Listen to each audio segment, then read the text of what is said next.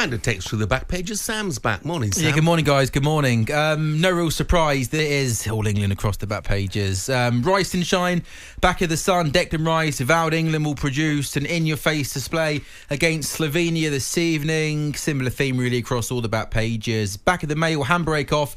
England ready to go on the attack at last. Vows Declan Rice.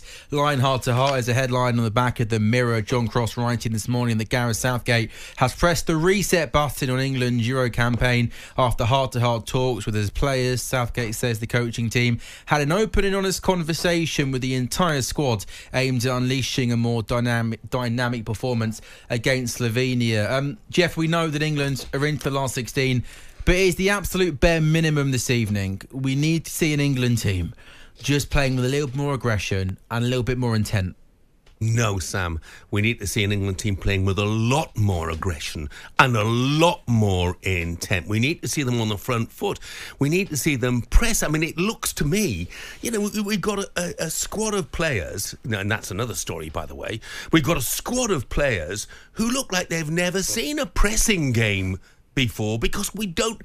People have said we don't press with any intensity. Wrong. We don't press. Full stop. I don't understand it at all. Ali, did you share those views?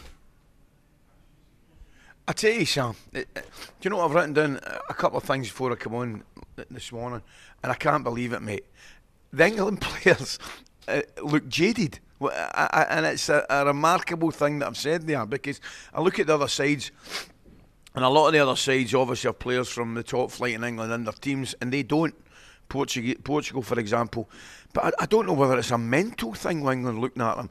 They seem to start the game reasonably well, which and they go ahead, and then something triggers in their heads, and they just kind of, I don't know whether they sit back. It's a mental thing. But listen, they haven't played particularly well since they go ahead in the games. But they're qualifying for the next round, guys, and they'll get down to the business end of things, and that's when you cannot make any mistakes. But you're right, I think Jeff makes a valid point. You look at teams pressing, you look at the energy within a lot of the nations that we've seen, and that's certainly lacking in the English side at this moment in time. Yeah, I look at the squad for a start, and I think, well, if you weren't going to play Mainu and Wharton and Cole Palmer and Anthony Gordon, why did you take them? If you had no intention of giving them any minutes, which is what it seems like at the moment, because we need some energy, and any of those four would provide that sort of energy.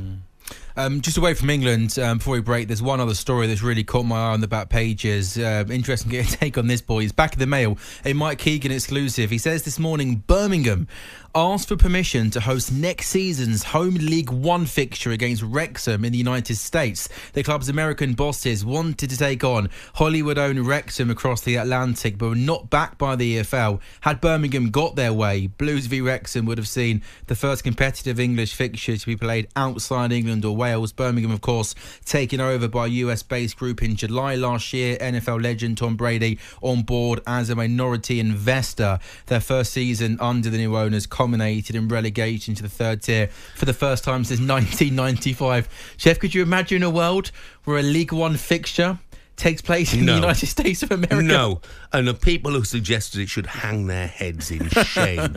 It's an absolute disgrace. Jeff, I reckon there's one or two of the Birmingham fans reckon that after last season's performances, reckon that's no far enough away. To be honest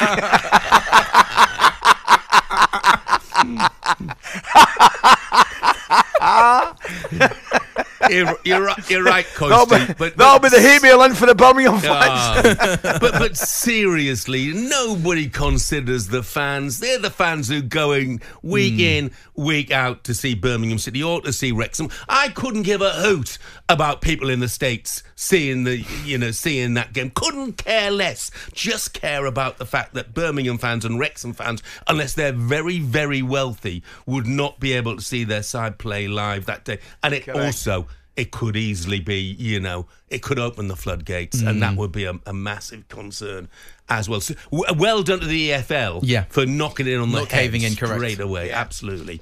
talkSPORT Breakfast, waking you up Monday to Friday morning from 6 a.m.